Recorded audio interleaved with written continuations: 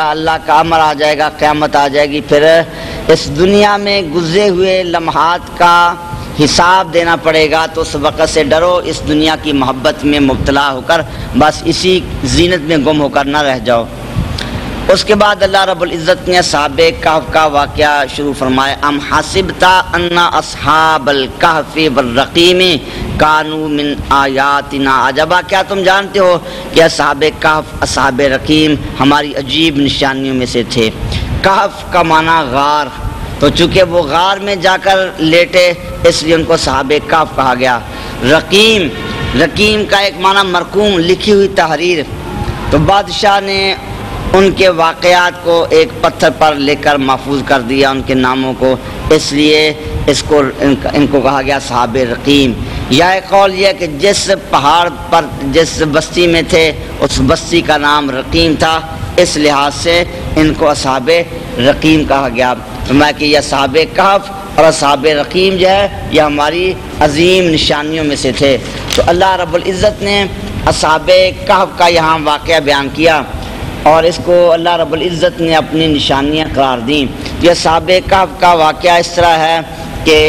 حضرت سیدنا عیسیٰ روح اللہ علی نبینا وعلیہ الصلوۃ والسلام، آپ کے زمانہ اقدس کے بعد ایک بادشاہ دقیانوس اس کا نام تھا، تو وہ بت پرستی کا حکم دیتا تھا، اور جتنے بھی حضرت عیسیٰ علیہ السلام پر ایمان رکھنے والے تھے ان پہ ظلم و ستم، عیسائیوں پہ ظلم و ستم شروع کر دیا کہ تم یہ دین چھوڑ دو اور بت پرستی اختیار کرو ورنہ تمہیں مار دیا جائے گا۔ تو جو مذہب عیسائیت اختیار کرتے اور دین برحق اختیار کرتے ان کو وہ قتل کر دیتا۔ تو پھر یہ بستی میں اس علاقے میں چند یہ نوجوان تھے دین کے ماننے والے اللہ کے اولیاء میں سے، تو انہوں نے مل کر یہ فیصلہ کیا اگر ہم یہاں رہے بادشاہ کی گرفت میں آ گئے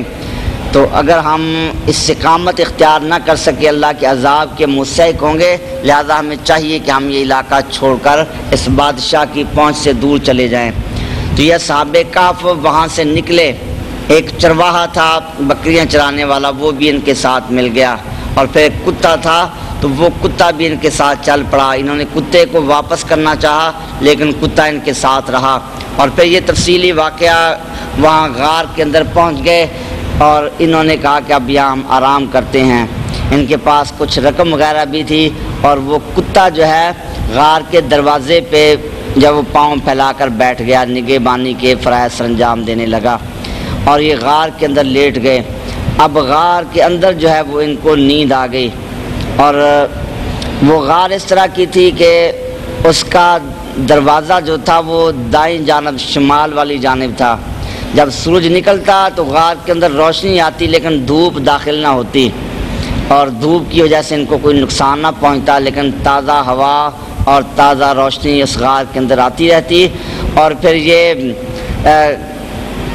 100 سال سے بھی زیادہ عرصہ گزر گیا، جس سے قرآن پاک میں ایک جگہ فرمایا کہ 300 سال اور 900 سال، تو اس کی صحیح تعداد صحیح مقدار معلوم نہیں کتنا عرصہ گزرا۔ تو یہ صدیاں گزر گئیں غار میں، اسی طرح یہ سوتے رہے، اور غار کے اندر ہی اللہ تبارک و تعالیٰ نے ان کے لیے یہ انتظام فرمایا کہ ان کی کروٹ تبدیل کر دی جاتی۔ انسان ایک کروٹ پہ لیٹا رہے تو اس سے بھی جسم کو نقصان پہنچتا ہے، تو ان کی کروٹ تبدیل کر دی جاتی ہے۔ ایک روایت میں ہے کہ سال میں 1 بار یا سال میں 2 بار ان کی کروٹ کو تبدیل کر دیا جاتا ہے، یا اللہ تعالیٰ اپنی قدرت سے، یا پھر یہ ہے کہ فرشتہ آ کر کروٹ تبدیل کرتا، یا یہ کہ جس طرح سونے والا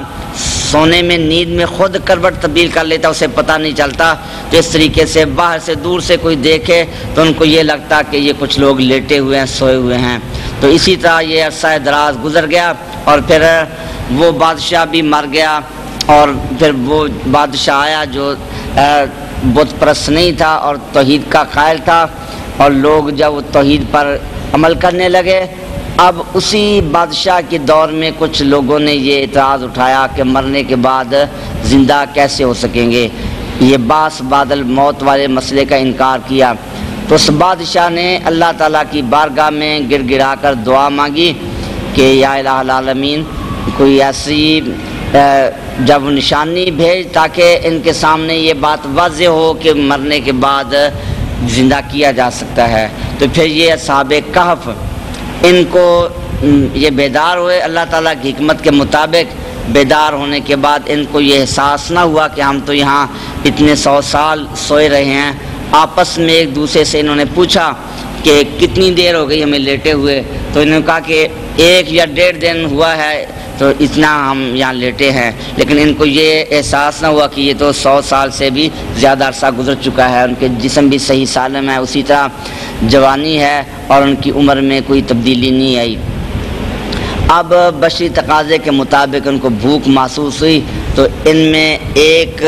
اصحاب کہف میں شخص یملی خا اس کا نام تھا، تو اس کو انہوں نے رقم دی، پیسے دیے کہ باہر سے جاؤ اور جا کر روٹی خرید کر لاؤ، اور کسی کو ہمارے بارے میں نہیں بتانا، بادشاہ کو پتہ چلا تو بادشاہ ہمیں گرفتار کر لے گا۔ وہ شخص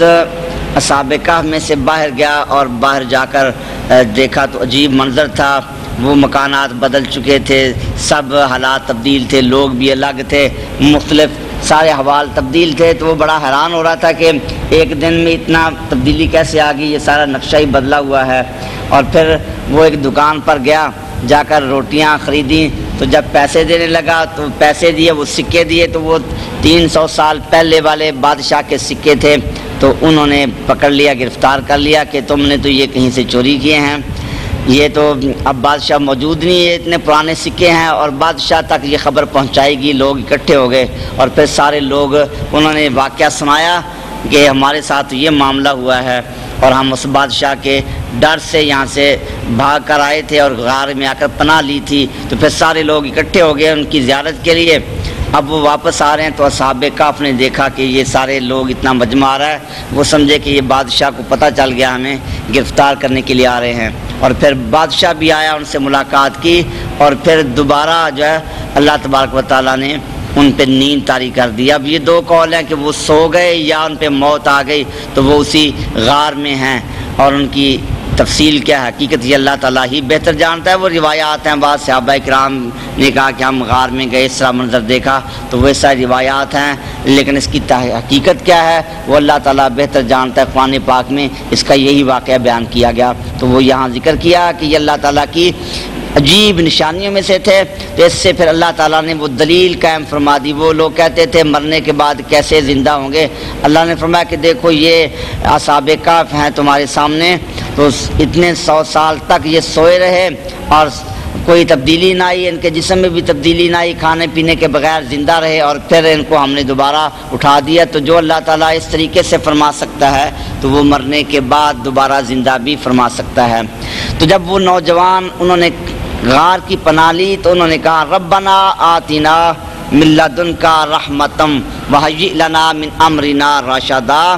اے ہمارے رب اپنی طرف سے ہمیں رحمت عطا فرما اور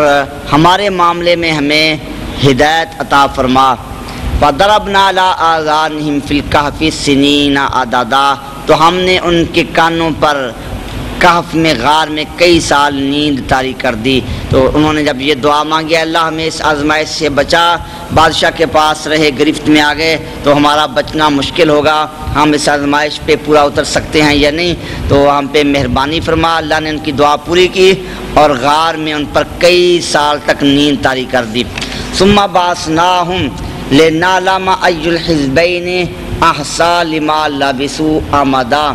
تو پھر فرمایا کہ ہم نے ان کو جگایا تاکہ ہم دیکھیں، یعنی یہ بات ہم ظاہر کریں کہ دونوں گروہوں میں سے کون ان کے ٹھہرنے کی صحیح مدت بیان کرتا ہے۔ نحن نقص علیک نبأہم بالحق، ہم اے محبوب کریم علیہ السلام ان کی خبر آپ کے سامنے برحق بیان کریں گے۔ بے شک وہ نوجوان تھے، آمنوا بربہم، اپنے رب پر وہ ایمان لائے، وزدناہم ہدا، ہم نے ان کی ہدایت میں زیادتی کی، وہ ایماندار تھے، ہم نے ان کو مزید ہدایت استقامت عطا فرمائی۔ وربطنا علی قلوبہم، ہم نے ان کے دلوں کو مضبوط کیا، استقامت دی۔ اذ قاموا، جب وہ کھڑے ہوئے انہوں نے کہا ہمارا رب آسمان و زمین کا مالک ہے، لن ندعو من دونہ الہا، ہم اس کے علاوہ کسی معبود کی عبادت نہیں کریں گے۔ اذا لقد قلنا اذا شططا، اگر ایسا ہوا ہم نے اللہ کے علاوہ کسی کی عبادت کی تو پھر ہم حد سے گزرنے والے ہوں گے، یہ بات حد سے تجاوز کرنے والی ہوگی۔ ہؤلاء قوم اتخذوا من دونہ آلہۃ، یہ ہماری قوم ہے جنہوں نے اللہ کے علاوہ معبود بنا لیے ہیں۔ لولا یأتون علیہم بسلطان بین، تو یہ اس پر کوئی واضح دلیل کیوں نہیں لاتے؟ یہ لوگ جو کافر ہیں، بادشاہ ہے دقیانوس ہے، تو یہ کہتے ہیں اللہ کے علاوہ اور معبود ہیں، کو دلیل پیش کرنی چاہیے، تو یہ کوئی دلیل کیوں نہیں لاتے؟ فمن اظلم ممن افترى اللہ کذبا، تو اس سے بڑا ظالم کون ہے جو اللہ پر جھوٹ کا افترا باندھے۔ وَإِذِ اعْتَزَلْتُمُوهُمْ وَمَا يَعْبُدُونَ إِلَّا اللَّهَ فَأْوُوا إِلَى الْكَهْفِ، کہا کہ تم ان سے جدا ہو جاؤ اور صرف اللہ تعالیٰ کی عبادت کرو تو غار میں پناہ لے لو، اور تمہارا رب اپنی طرف سے تم پر رحمت پھیلا دے گا۔ وَيُهَيِّئْ لَكُم مِّنْ أَمْرِكُم مِّرْفَقًا، اور اللہ تعالیٰ تمہارے معاملے میں آسانی فرما دے گا۔ تو ان لوگوں نے یہ کہا کہ اگر ہم یہاں رہے تو ہمارے لیے یہ معاملہ مشکل ہوگا، تو آپ اس طرح کریں کہ ان لوگوں سے علیحدہ ہو جائیں اور صرف جو لوگ اللہ کے علاوہ کی عبادت کرتے ہیں غار میں جا کر پناہ لے لیں، اللہ ہمارے معاملات میں آسانی فرمائے گا۔ وَتَرَى الشَّمْسَ إِذَا طَلَعَتْ تَزَاوَرُ عَنْ كَهْفِهِمْ ذَاتَ الْيَمِينِ وَإِذَا غَرَبَتْ تَقْرِضُهُمْ ذَاتَ الشِّمَالِ، اے محبوب علیہ السلام آپ سورج کو دیکھیں گے جب طلوع ہوتا ہے تو غار سے داہنی طرف ہٹ کر نکل جاتا ہے، اور جب غروب ہوتا ہے تو دائیں جانب ہو کر نکل جاتا ہے۔ یعنی وہ غار، ایک تو قول یہ کہ وہ غار کا راستہ ہی ایسا تھا کہ سورج طلوع ہوتا، غروب ہوتا اور وہ کنارے سے گزر جاتا، ایسے راستے پر تھا کہ وہاں دھوپ نہ آتی، صرف روشنی آتی، یا پھر یہ کہ اللہ تعالیٰ نے اپنی حکمت سے، اپنی قدرت سے یہ انتظام کیا کہ باوجود سورج نکلنے کے غار کے اندر دھوپ نہیں جاتی تھی، صرف روشنی جاتی تھی۔ وَهُمْ فِي فَجْوَةٍ مِّنْ، اور وہ کھلے میدان میں، غار کے اندر کھلے میدان میں تھے۔ یہ اللہ کی نشانیاں ہیں، مَن يَهْدِ اللَّهُ فَهُوَ الْمُهْتَدِ، جسے اللہ ہدایت دے وہی ہدایت حاصل کرتا ہے، اور جسے گمراہ کر دے فَلَن تَجِدَ لَهُ وَلِيًّا مُرْشِدًا، تو ہرگز اس کے لیے کوئی مددگار رہنما نہیں پائے گا۔ جس کو اللہ گمراہ کر دے اس کے لیے کوئی ولی مرشد نہیں ہے۔ ہاں جسے اللہ ہدایت دے پھر اس کے لیے اللہ ولی مرشد بھی بنا دیتا ہے، ان کی وہ اتباع کرتے ہیں، ان کو ہدایت ملتی ہے۔ وَتَحْسَبُهُمْ أَيْقَاظًا وَهُمْ رُقُودٌ، تم ان کو دیکھو تو جاگتے ہوئے سمجھو گے حالانکہ وہ لیٹے ہوئے ہیں۔ یعنی وہ غار میں اس طرح لیٹے تھے کہ دور سے کوئی آدمی دیکھے وہ سمجھتا تھا کہ یہ لیٹے ہوئے ہیں، حالانکہ وہ وہاں جاگتے ہوئے، حالانکہ وہ وہاں سوئے ہوئے تھے۔ وَنُقَلِّبُهُمْ ذَاتَ الْيَمِينِ وَذَاتَ الشِّمَالِ، اور ہم ان کو دائیں بائیں پلٹ دیتے ہیں، غار کے اندر ہی ان کی کروٹیں تبدیل کر دیتے ہیں۔ وَقَلْبُهُمْ باسط ذراعیہ بالوسید، اور ان کا کتا غار کی چوکھٹ، وسید کہتے ہیں دروازے کی چوکھٹ کو، ان کا کتا غار کی چوکھٹ پر اپنی کلائیاں پھیلائے ہوئے بیٹھا ہے، وہ کتا نگرانی کے فرائض انجام دے رہا ہے۔ لَوِ اطَّلَعْتَ عَلَيْهِمْ لَوَلَّيْتَ مِنْهُمْ فِرَارًا وَلَمُلِئَتْ مِنْهُمْ رُعْبًا، اگر تو ان کی طرف جھانکے تو تو پیٹ پھیر کر بھاگ جائے گا اور ان کی طرف سے تجھ پر روب طاری ہوگا۔ ہے دیکھنے والے کہ اللہ نے ان کی حفاظت کا یہ انتظام کیا کہ کوئی شخص اگر وہاں جھانک کر دیکھے تو اللہ اس پہ روب طاری کر دیتا ہے، کوئی قریب نہیں جا سکتا اور ڈر کر واپس آ جاتا ہے، تو یہ اللہ نے ان کی حفاظت کا انتظام کیا۔ وَكَذَلِكَ بَعَثْنَاهُمْ لِيَتَسَاءَلُوا بَيْنَهُمْ، اور اسی طرح ہم نے ان کو پھر بیدار کیا آپس میں ایک دوسرے کے وہ احوال پوچھیں کہ کس طرح یہ وقت گزرا، کتنی دیر ہو گئی۔ قال قائل منہم، تب جس وقت وہ بیدار ہوئے اصحاب کہف، ان میں سے ایک نے پوچھا کم لبثتم، تم یہاں کتنا عرصہ ٹھہرے ہو؟ قالوا، انہوں نے کہا لبثنا یوما او بعض یوم، ہم ایک دن یا دن کا کچھ حصہ یا اس سے بھی کم، ایک دن یا اس سے بھی کم ہم نے یہ وقت گزارا ہے۔ قالوا، تو انہوں نے کہا ربکم اعلم بما لبثتم، تمہارا رب بھی جانتا ہے کہ تم نے کتنا عرصہ گزارا، یعنی صحیح ہم نہیں بیان کر سکتے کہ کتنی دیر ہو چکی ہے۔ فَبْعَثُوا أَحَدَكُمْ بِوَرِقِكُمْ هَٰذِهِ إِلَى الْمَدِينَةِ، تو تم اپنے میں سے کسی آدمی کو چاندی کے ورق یہ درم دے کر شہر کی طرف بھیجو۔ فَلْيَنظُرْ أَيُّهَا أَزْكَىٰ طَعَامًا، تو وہ دیکھے کہ کون سا کھانا ستھرا ہے، وہ اچھا سا کھانا لے کر آئے۔ فَلْيَأْتِكُمْ بِرِزْقٍ مِّنْهُ، تو وہ تمہارے پاس کھانا لائے۔ وَلْيَتَلَطَّفْ، اور وہ آہستہ سے جائے یعنی چھپ کر جائے اور بڑے خیال کے ساتھ جائے. ولا یشعرن بکم احدا اور تمہیں تمہاری کسی کو خبر نہ دے, پتہ نہ چلنے دے. ہم چھپ کر آئے ہیں, اگر کسی کو بادشاہ کے کسی ملازم وغیرہ کو پتہ چل گیا تو ہماری گرفتاری ہو جائے گی. انہم ان یظہروا علیکم یرجموکم او یعیدوکم فی ملتہم, بے شک اگر وہ تم پر مطلع ہو جائیں تو تم پر پتھر برسائیں گے یا تم کو دوبارہ اپنے دین میں لوٹائیں گے. وَلَن تُفْلِحُوا اِذًا أَبَدًا, اگر ایسا ہوا پھر تم کبھی بھی کامیابی حاصل نہیں کرو گے. اگر دوبارہ ان کے دین میں چلے جاؤ تو یہ کامیابی والا راستہ نہیں. وَكَذَلِكَ آثَرْنَا عَلَيْهِمْ, اسی طرح ہم نے ان کی اطلاع دے دی تاکہ لوگ جان لے کہ اللہ کا وعدہ سچا ہے اور بے شک قیامت اس میں کوئی شک نہیں ہے. جبکہ وہ لوگ اس معاملے میں جھگڑتے تھے تو یہ لوگ جھگڑا کرتے تھے کہ باس بعد الموت کیسے ہوگی, مرنے کے بعد لوگ زندہ کیسے ہوں گے. تو اللہ رب العزت نے فرمایا کہ ہم نے ان پر لوگوں کو مطلع کر دیا, لوگوں کو پتہ چل گیا اور ان کے سامنے واضح ہو گیا کہ جو اللہ سینکڑوں سال بعد اصحاب کہف کو اس طرح اٹھا سکتا ہے تو وہ مرنے کے بعد مردوں کو بھی زندہ کر سکتا ہے. فَقَالُوا ابْنُوا عَلَيْهِمْ بُنْيَانًا, تو انہوں نے کہا کہ اس پر عمارت تعمیر کر دو, تمہارا رب ان کو خوب جانتا ہے. قال الذین غلبوا علی امرہم, وہ لوگ جو ان پر غالب آئے تو انہوں نے کہا کہ ہم ضرور بضرور ان پر مسجد بنا دیں گے. وہ بادشاہ نیک بادشاہ تھا اور جو ان کی زیارت کے لیے آئے تھے وہ سابقہ وہاں جا کر لیٹ گئے, ان پہ نیند طاری ہو گئی یا ان کا وصال ہو گیا. اب ان لوگوں نے کہا کہ ہم یہاں مسجد بنا دیتے ہیں. اللہ والوں کے مزار کے قریب مسجد بنانا یہ شروع سے ہی طریقہ چلا رہا ہے, اور پھر ان کے پاس وہ ہر سال جب وہ حاضری دیتے, یہ روایات میں ہے, ان کے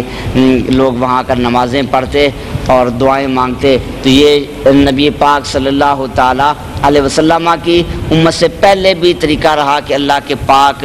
بندوں کے زیارت کے لوگ حاضر ہوتے ہیں, وہاں مسجدیں قائم کی جاتی ہیں. تو یہ کہا کہ یہاں ان کے اوپر ایک عمارت تعمیر کر دو, تو یہ مزار بنا دو ان کا اور ساتھ مسجد بنا دو. تو آج اگر ہم مزار بنائیں تو یہ لوگ اعتراض کرتے ہیں, قرآن یہ بھی پڑھتے ہیں لیکن ایمان نہیں رکھتے.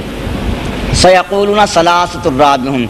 اب لوگ کہیں گے کہ وہ 3 ہے, چوتھا ان کا کتا ہے, اور کچھ لوگ کہیں گے وہ 5 ہے, چھٹا ان کا کتا ہے. غیب کے ساتھ اندازہ لگاتے. رجم کہتے ہیں وہ تکے سے اس اندازے سے بات کر دینا. یقولون سبعۃ وثامن, کچھ لوگ کہیں گے کہ وہ 7 ہے, 8واں ان کا کتا ہے.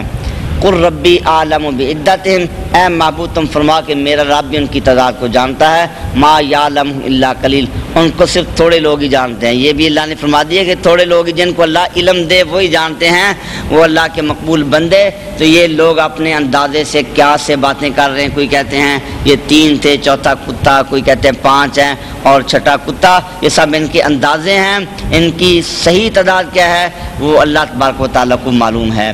فلا تمہارے فیہم الا مراء ظاہرا, اور ان کے بارے میں بحث نہ کرو مگر وہی بحث جو بات ظاہر ہو چکی ہے, اور زیادہ بحث قرید نہ کرو, وہ اللہ کے علم کے حوالے کر دو. اور ان کے بارے میں ان میں سے اہل کتاب میں سے کسی کو نہ پوچھو. اس کا صحیح علم اللہ تعالیٰ کو ہے, یہ اہل کتاب اپنی طرف سے اس میں غلط بیان نہیں کریں گے. تو تم کو اللہ نے جو کچھ بیان کر دیا اسی پہ اکتفا کرو, اور باقی اس کی پوری تحقیق وہ اللہ تبارک و تعالیٰ کو معلوم ہے, تو اس کے پیچھے نہ پڑو. وَلَا تَقُولَنَّ لِشَيْءٍ إِنِّي فَاعِلٌ ذَلِكَ غَدًا, اور ہرگز کسی شے کے بارے میں تم یہ نہ کہو کہ میں کل یہ کام کروں گا مگر یہ کہ اللہ چاہے. اور جب تم اپنے رب کو یاد کر لو بھولنے کے بعد, جب بھول جاؤ تو اپنے رب کو یاد کرو اور کہو کہ ان قریب میرا رب مجھے زیادہ درست راستے کی طرف رہنمائی فرمائے گا. تو یہ آیت مبارکہ جو نازل ہوئی اس کی کا شان نزول یہ ہے کہ نبی پاک صلی اللہ علیہ وسلم سے جب لوگوں نے سوال کیا یہ اصحاب کہف کا واقعہ بیان کرو, ذوالقرنین کا واقعہ بیان کرو, روح کے متعلق سوال کرو, تو نبی پاک علیہ الصلوۃ والسلام اس امید پر کہ وحی نازل ہوگی آپ نے فرمایا کہ کل میں یہ واقعہ بیان کروں گا. اور پھر اللہ تبارک آپ نے انشاءاللہ نہ کہا, انشاءاللہ کہنا بھول گئے. تو انبیاء کرام علیہ السلام کو جو بلایا جاتا اس میں بھی یہ حکمتیں ہوتی ہیں، یا کوئی نبی پاک علیہ السلام کے علم پر اعتراض کرے تو وہ بھی ہم یہی قائل ہیں کہ نزول قرآن کے ساتھ اللہ نے نبی پاک علیہ السلام کا علم مبارک مکمل کیا۔ نزول قرآن سے پہلے کسی واقعہ کا آپ کو علم نہیں تھا اور پھر اللہ نے آپ کو علم دے دیا، وہ ہمارے عقیدے کے خلاف نہیں۔ ہم یہی کہتے ہیں نزلنا علیک الکتاب تبیانا لکل شیء، قرآن پاک کے ذریعے اللہ نے آپ کا علم مکمل کیا۔ تو اب دوسرا دن آیا، پھر آپ نے انشاءاللہ نہیں کہا تھا تو وہی نازل نہ ہوئی، تو اس سے کئی دن گزر گئے، کفار نے باتیں بنانا شروع کر دیں کہ اللہ نے ان کو چھوڑ دیا، ان کا رب ان سے ناراض ہو گیا۔ تو پھر اللہ تبارک و تعالیٰ نے یہ وحی نازل فرمائی، اور پھر اللہ نے یہ فرمایا کہ اے محبوب جو بھی کام کرو تو انشاءاللہ کہو۔ تو یہ حکمت تھی، اس میں بھی حکمتیں تھیں۔ ایک امت کو یہ تعلیم دے دی کہ کوئی بھی کام کیا جائے تو انشاءاللہ کہنا چاہیے، تو یہ تعلیم دینے کے لیے یہ واقعہ پیش آئے۔ نبی پاک علیہ السلام کے ہر کام میں امت کے لیے رہنمائی ہوتی ہے۔ اور ایک پھر اس طریقے سے نبی پاک کی صداقت بھی واضح ہوئی۔ وہ لوگ کہتے تھے کہ نبی پاک علیہ السلام آپ اپنی طرف سے قرآن بنا لیتے ہیں، تو اب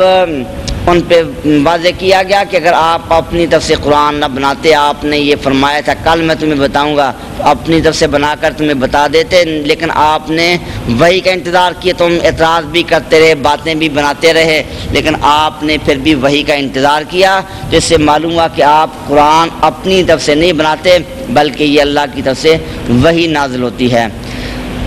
اور وہ لوگ غار میں 300 سال ٹھہرے اور 9 سال اوپر۔ اب یہ جو اللہ نے فرمایا کہ وہ 309 سال ٹھہرے، اس قول میں بھی اختلاف ہے کہ یہ اللہ کا قول ہے کہ اللہ نے فرمایا کہ وہ غار میں 300 سال ٹھہرے اور 9 سال زیادہ، یا جیسا پہلے بات چلی آ رہی کہ لوگ ان کے بارے میں یہ کہتے ہیں، تو یہ لوگوں کا قول ہے کہ لوگ ایسے کہتے ہیں کہ وہ 300 سال ٹھہرے اور 9 سال اوپر، تو صحیح مقدار، یقینی مقدار وہ اللہ کو معلوم ہے، کیونکہ آگے اللہ نے فرما دیا قل اللہ اعلم بما لبثوا، اے محبوب تم فرما اللہ ہی خوب جانتا ہے وہ کتنا ٹھہرے، یہ لوگوں کے اندازے ہیں، تو صحیح تعداد کتنی ہے وہ اللہ کو ہی معلوم ہے۔ اللہ ہی کے لیے آسمان و زمین کا غیب ہے۔ ابصر بہ واسمع، کہ اللہ تبارک و تعالیٰ کتنا دیکھنے والا اور کتنا سننے والا ہے۔ یہ ابصر بہ ہے نا، وہ اپنا باب جو صرف کے ابواب ہوتے ہیں، ما فعل تجمن ما ادربہ و ادرب بہ، تو ادرب بہ، اسمع بہ، ابصر بہ، یہ فعل تعجب کا صیغہ ہے۔ اللہ کتنی بس دیکھنے والا، اللہ کتنا زیادہ سننے والا ہے، تو یہ تعجب کا اظہار ہے کہ اللہ تبارک و تعالیٰ کا دیکھنا سننا وہ اتنا ہے کہ انسان وہاں حیران رہ جاتا ہے۔ اللہ کے بصر اور اللہ تبارک و تعالیٰ کی سمع کی شان کو انسان نہیں جان سکتا۔ ما لہم من دونہ من ولی، اللہ کے علاوہ ان کا کوئی مددگار نہیں، ولا یشرک فی حکمہ احدا، اور وہ اپنے حکم میں کسی کو شریک نہیں ٹھہراتا۔ وَاتْلُ مَا أُوحِیَ إِلَيْکَ مِن کتاب ربک، اے محبوب کریم علیہ السلام آپ پر جو وحی نازل کی گئی اپنے رب کی کتاب سے، تو آپ ان کے سامنے پڑھیے، اور اللہ کے کلمات کو کوئی تبدیل کرنے والا نہیں۔ وَلَن تَجِدَ مِن دُونِهِ مُلْتَحَدًا، اور ہرگز اللہ کے علاوہ کسی کو تم پناہ والا نہیں پاؤ گے، صرف اللہ ہی کی بارگاہ میں پناہ ملے گی۔ وَاصْبِرْ نَفْسَكَ مَعَ الَّذِينَ يَدْعُونَ رَبَّهُمْ بِالْغَدَاةِ وَالْعَشِيِّ يُرِيدُونَ وَجْهَهُ، اے محبوب اپنے آپ کو ان لوگوں کے ساتھ روکے رکھیے جو صبح و شام اللہ کو پکارتے ہیں اللہ کی رضا چاہتے ہوئے، اور آپ اپنی نگاہیں ان سے نہ ہٹائیں، اور کہ دنیا کی زینت کا آپ ارادہ کریں، اور جو آپ کے دل کو ہمارے ذکر سے غافل کرنے والے ہیں آپ ان کی بات نہ مانیں اور ان کی خواہشات کے پیچھے نہ چلیں، ان کا معاملہ وہ حد سے بڑا ہوا ہے۔ یہ آیت مبارکہ جو نازل ہوئی اس کا شان نزول یہ ہے، نبی پاک صلی اللہ علیہ وسلم کے پاس صحابہ کرام بیٹھے تھے، حضرت بلال صاحب رومی وغیرہ جو غریب فقیر قسم کے صحابہ تھے، تو کفار کے بڑے بڑے لوگ آئے اور انہوں نے دیکھا تو انہوں نے پھر یہ کہا کہ ان لوگوں کو اٹھا دیا جائے، جب ہم آیا کریں تو ان کو یہاں نہ بیٹھنے دیا جائے۔ تو نبی پاک صلی اللہ تعالیٰ علیہ وسلم نے بھی ان کا خیال کیا کہ یہ لوگ ایمان قبول کر لیں، تو آپ نے ان کا لحاظ کیا اس اعتبار سے، تو اللہ تبارک و تعالیٰ نے فرمایا کہ محبوب کریم علیہ السلام یہ لوگ آپ کے صحابہ کرام جو غریب ہیں یہ اللہ رب العزت کو پکارنے والے اخلاص والے ہیں، تو آپ ان کی دلجوئی کریں، ان کو اپنے پاس بٹھائیں، اور وہ کافر لوگ جو بات کہتے ہیں ان کی بات کی طرف آپ توجہ نہ دیں۔ آپ فرمائیں کہ حق تمہارے رب کی طرف سے ہے، تو جو چاہے وہ ایمان لائے اور جو چاہے کفر کرے ہی۔ تو یہاں بھی وہی ان کو دھمکی دی جا رہی ہے کہ تم اس طرح کی باتیں بناتے ہو، تو ایمان لانا نہ لانا اب یہ تمہاری مرضی پر ہے۔ اگر ایمان نہیں لاؤ گے، کفر کرو گے، تو اس کی سزا تم خود برداشت کرو گے۔ بے شک ہم نے ظالمین کے لیے جہنم تیار کر رکھی ہے، آگ تیار کی ہے، احاطہ بہم سرادقها، اور دیواروں نے ان کا جب وہ گھیرا کیا ہوا، اس کی دیواروں نے، آگ کی دیواروں نے ان کا گھیرا کیا ہوا ہے۔ اگر وہ پانی مانگیں گے تو یغاث بماء، ان کو ایسا پانی دیا جائے گا کالمہل، جو پگھلے ہوئے تانبے کی طرح ہوگا۔ پگھلا ہوا تانبا ہے، اگر کسی جگہ ڈال دیا جائے جسم سارا جل جائے گا اور جسم کی کھال وغیرہ ختم ہو جائے گی، تو ان کو جب پانی دیا جائے گا تو وہ پانی ایسا ہی ہوگا کہ وہ پئیں گے تو ان کی آنتڑیاں وغیرہ جل جائیں گی اور پانی فوراً جسم کو جلاتا ہوا باہر نکل جائے گا۔ یشوی الوجوہ، وہ ان کے چہروں کو سزا بھون دے گا۔ یشوی، کسی گوشت کو بھوننا، وہ اپنا پگھلے ہوئے تانبے جیسا پانی ان کے چہروں کو بھون کر رکھ دے گا، ان کے چہرے جل جائیں گے، جسم جل جائیں گے۔ بئس شراب، وہ کتنا برا پینا ہے، وساعت مرتفقہ، اور وہ جہنم کتنا برا ٹھکانہ ہے۔ تو یہ لوگ انکار کرتے ہیں، آج ان کو خبر نہیں، آج ان کو پتہ نہیں، تو کل قیامت کے دن پھر ان کو یہ احساس ہوگا، اس وقت کفی افسوس ملیں گے تو وہ مفید نہیں ہوگا۔ تو جیسا اللہ رب العزت کا طریقہ مبارکہ ہے کہ سزا جزا اکٹھی ذکر کی جاتی ہے، آگے پھر اللہ انعام کا ذکر کر رہا ہے۔ فرمایا بے شک وہ لوگ جو ایمان لائے، جنہوں نے نیک کام کیے، تو ہم اچھے کام کرنے والوں کے اجر کو ضائع نہیں کریں گے۔ یہی لوگ ہیں جن کے لیے ہمیشہ کے باغات ہیں، تجری من تحتہم الانہار، ان کے نیچے نہریں جاری ہیں، یحلون فیہا من اساور من ذہب، وہ اس میں سونے کے کنگن پہنتے ہیں، ویلبسون ثیابا خضرا من سندس واستبرق، اور وہ اس میں سبز کپڑے پہنیں گے جو ہلکے ریشم اور دبیز ریشم سے، وہ ریشمی کچھ کپڑے وہ ہیں پتلے ریشم کے بنے ہوتے ہیں، اور کچھ جب وہ گاڑے ریشم کے بنے، تو اس طرح وہ مختلف قسم، سندس اور استبرق یہ ریشم کی قسمیں ہیں، تو ان کے وہ کپڑے پہنیں گے۔ متکئین فیہا علی الارائک، تکیوں کے ساتھ تیغ لگائے ہوئے بیٹھے ہوں گے۔ نعم الثواب، کتنا اچھا ثواب ہے، اور وحسنت مرتفقہ، اور وہ کتنی اچھی رہنے کی جگہ ہے۔ تو یہ اللہ رب العزت نے اہل جنت کے لباس بیان کیے اور ان کے زیور بیان کیے۔ جنت میں وہ سونے کے کنگن پہنیں گے۔ آج دنیا میں اللہ تعالیٰ نے مردوں کے لیے سونا حرام قرار دے دیا اور مردوں کے لیے ریشم حرام قرار دیا، اور فرمایا کہ دنیا میں جو سونا پہنے گا، ریشم پہنے گا، تو اللہ اس پر آخرت میں ریشم کو حرام کر دے گا، وہ آخرت میں اس سے محروم رہے گا۔ تو دنیا میں مردوں کے لیے جائز نہیں سونا پہننا یا ریشم پہننا۔ البتہ نبی پاک صلی اللہ علیہ وسلم آپ نے بعض صحابہ کو ریشم پہننے کی اجازت دی، وہ آپ کا اختیار تھا۔ اسی طرح حضرت سراقہ رضی اللہ عنہ آپ کے تعاقب میں جب آئے، ابھی مسلمان نہیں ہوئے تھے، جب آپ نے ہجرت کی، زمین میں ان کا گھوڑا دھنس گیا، اور کئی بار ایسا ہوا، پھر آپ کی بارگاہ میں آ کر توبہ کی، تو نبی پاک علیہ السلام نے فرمایا کہ اے سراقہ، وہ کیسا منظر ہوگا، کیفا لبستا سوار کسرا، وہ کیسا منظر ہوگا جب تیرے ہاتھوں میں کسرا کے کنگن ہوں گے۔ کسرا بادشاہ تھا ایران کا، بہت بڑا بادشاہ۔ اب وہ وقت تھا کہ نبی پاک علیہ السلام کو ظاہری کوئی حکومت نہیں تھی، آپ ہجرت کر کے جا رہے تھے اور چھپ کر جا رہے تھے، مگر آپ خبر یہ دے رہے ہیں کہ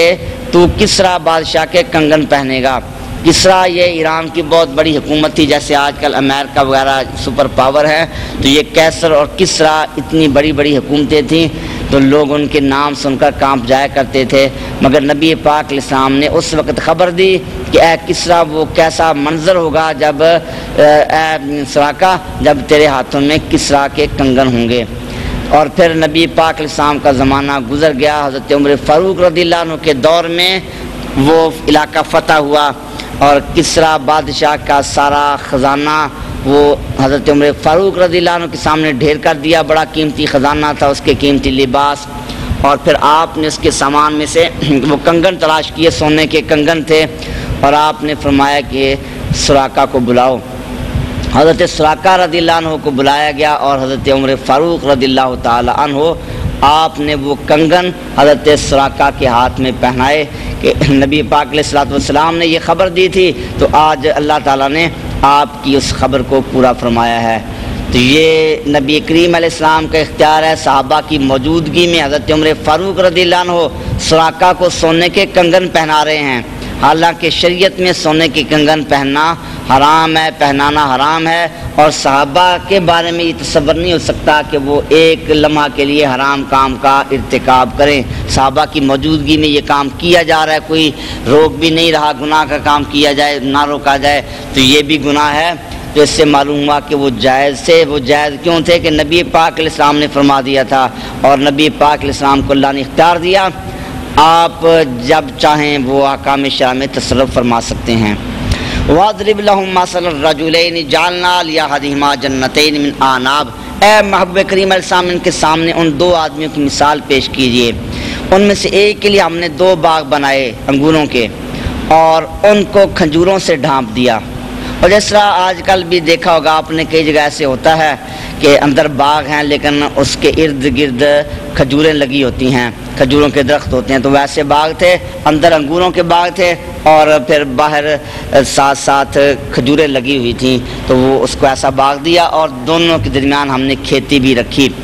دو باغوں کے درمیان کھیتی بھی اگی ہوئی تھی، وہ دو باغ پھل دیتے اور اس میں کچھ کمی نہ کی جاتی، یعنی بڑا ان باغوں میں پھل آتا۔ وَفَجَّرْنَا خِلَالَهُمَا نَهْرًا، اور دونوں کے درمیان ہم نے ایک نہر بھی جاری کی۔ وَكَانَ لَهُ ثَمَرٌ، اور اس کے پاس بہت پھل تھا۔ اس نے اپنے ساتھی سے کہا، وَهُوَ يُحَاوِرُ، جب کہ وہ اس سے بحث کر رہا تھا، دونوں کی آپس میں گفتگو ہوئی، ایک کے پاس دو بڑے باغ تھے پھل والے، دوسرا غریب تھا، تو اس باغ والے نے کہا، انا اکثر منک مالا واعز نفرا، میں تو اس سے زیادہ مال والا ہوں اور زیادہ لشکر والا، میرے پاس بڑے غلام ہیں، نوکر ہیں، تو میرے پاس طاقت اور قوت ہے۔ وَدَخَلَ جَنَّتَهُ وَهُوَ ظَالِمٌ لِنَفْسِهِ، وہ اپنے باغ میں گیا حالانکہ وہ اپنے اوپر ظلم کر رہا تھا، اور اس نے کہا، ما اظن ان تبید هذه ابدا، میں یہ نہیں سمجھتا کہ یہ باغ کبھی فنا ہو جائے گا، اللہ نے مجھے یہ باغ دیا، یہ اتنا بڑا باغ ہے تو یہ باغ ختم ہونے والا نہیں ہے، اس نے تکبر کیا۔ وما اظن الساعۃ قائمہ، میں گمان نہیں کرتا کہ قیامت قائم ہوگی۔ وعلی رددت الی ربی، اگر میں اپنے رب کی طرف پھیرا بھی گیا تو میں ضرور اس سے بہتر پلٹنے کی جگہ پاؤں گا، وہاں مجھے اس سے بھی اچھے باغات مل جائیں گے۔ اس باغ والے نے یہ کہا، قال له صاحبہ، اس کے ساتھی نے اسے کہا، وہ یحاورہ، اور وہ بھی اس سے بات کر رہا تھا، اس نے کہا، اکفرت بالذی خلقک من تراب،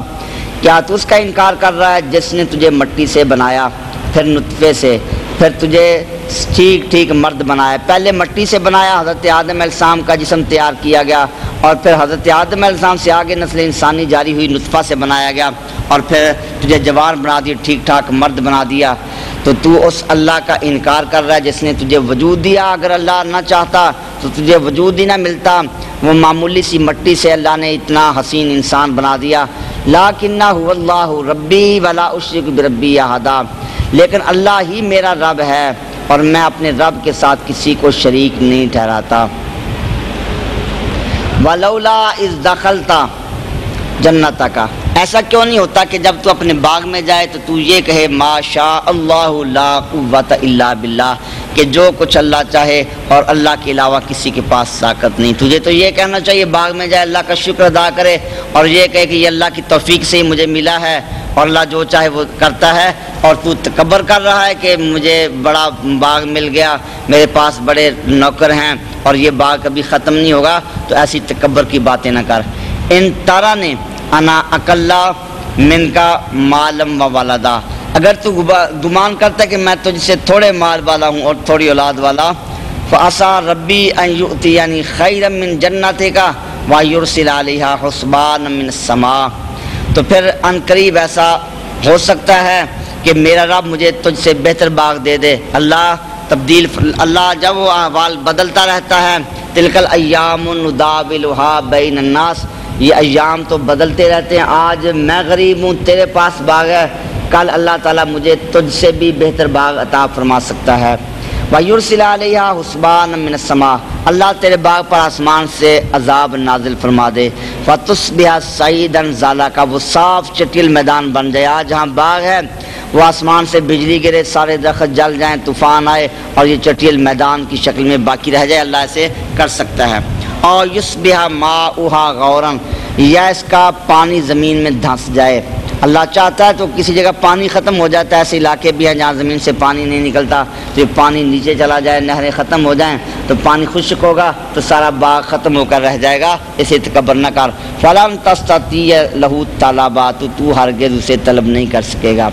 جو اللہ یہ چشمے جاری کر سکتا ہے وہ ان چشموں کو زمین کے اندر دھنسا دے، پانی ختم ہو جائے، پھر وہ پانی کہاں سے ڈھونڈے گا، وہ پانی نہیں ملے گا۔ جیسا سورہ ملک ہے فَمَن يَأْتِيكُم بِمَاءٍ مَّعِينٍ وہ آخری آیت ہے، اللہ نے فرمایا کہ اللہ تعالیٰ یہ چشمے نکالتا ہے، اگر اللہ ان چشموں کو زمین میں پانی کو لے جائے تو پھر کون ان چشموں کو باہر نکالے گا۔ ایک دہریہ تھا بے دین قسم کا، اس نے کہا کہ ہم اپنے اوزار آلات کے ذریعے سے وہ نکال لیں گے، یہ پانی نیچے چلا گیا، ہم اپنے کدالوں کے ذریعے زمین کھود کر یہ چشمے باہر نکال لیں گے۔ تو اس نے یہ گستاخی کی اللہ کی بارگاہ میں، وہ سو گیا تو خواب میں دیکھا ایک آدمی سامنے آیا، وہ اللہ کا فرشتہ، تو اس نے جو ہے نا اس کی آنکھ میں کوئی چیز ماری، آنکھ کا پانی نکل کر زمین کے اندر چلا گیا اور کہا کہ اب اس کو کدال سے باہر نکال، اور جب اٹھا تو دیکھا آنکھیں ختم ہو چکی تھیں۔ تو اللہ تبارک و تعالیٰ کی قدرت ہے، وہ جس کو انعام دیتا ہے وہ انعام چھین بھی سکتا ہے۔ تو ایک آدمی بہت بڑا بادشاہ ہے اور پھر وہ وقت آتا ہے ہم دیکھتے رہتے ہیں کہ وہی بڑا ذلیل و رسوا ہو کر مر جاتا ہے، تو یہ اللہ کی قدرت ہے، لہذا غرور نہیں کرنا چاہیے، اللہ کے انعامات کا شکر ادا کرنا چاہیے۔ وَأُحِيطَ بِثَمَرِهِ اس کے پھلوں کو گھیر لیا گیا، فَأَصْبَحَ يُقَلِّبُ كَفَّيْهِ عَلَىٰ مَا أَنفَقَ تو وہ اب جو کچھ اس نے باغ میں خرچ کیا تھا اس پر اپنے ہاتھ ملتا رہ گیا، اور وہ باغ اپنی چھتوں کے بل گرا ہوا تھا، اور وہ کہہ رہا تھا یا لیتنی لم اشرک بربی احدا کاش میں نے اپنے رب کا کسی کو شریک نہ بنایا ہوتا۔